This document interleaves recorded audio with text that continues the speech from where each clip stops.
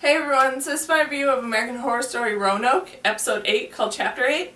And basically what this episode is about is that Audrey, Monette, and Lee are still held hostage by the Pokes and are trying to find a way to escape from them.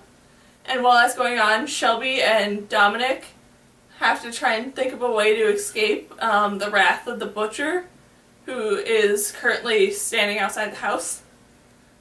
And this was such an interesting and kind of great episode that really is the episode that's sort of like starting to wrap things up for this season.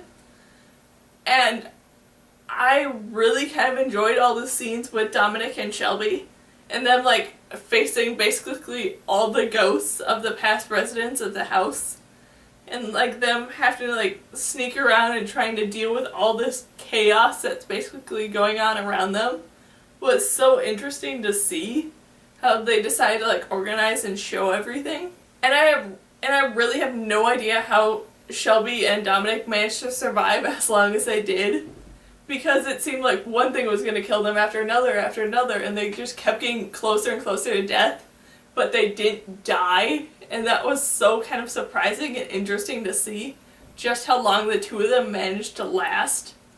I just don't really understand how that happened. And Lee was really cool along those same lines with how much she managed to survive through all the pain that the Pokes put her through and all that. And it was cool to see like her like mentally like starting to like go through all these different things to try and trick the Pokes and eventually escape from them.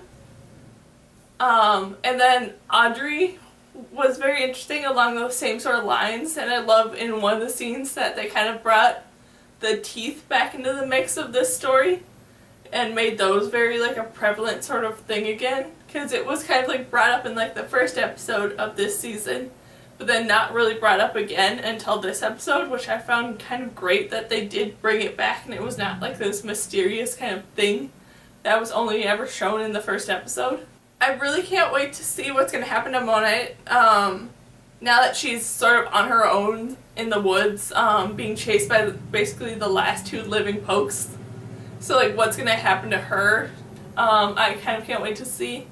And maybe something might not happen to her and she's the one person who survives. Because they're basically just down to 3 people now that are still alive. So what's all going to happen to bring it down eventually to 1 person, I kind of can't wait to see.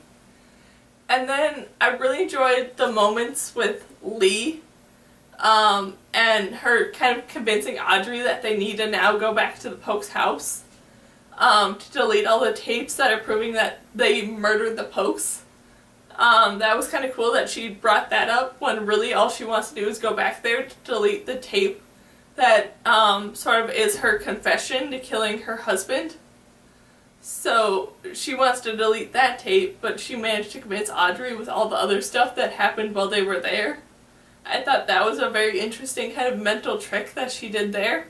And then Lee's change of opinion on Shelby was a little weird to me, because all these past episodes she's been such a hater on Shelby and like not wanting anything to really do with her, that then when the truth came out that Shelby killed Matt, Lee like couldn't believe it because she thought like Shelby's such a nice person and all this stuff.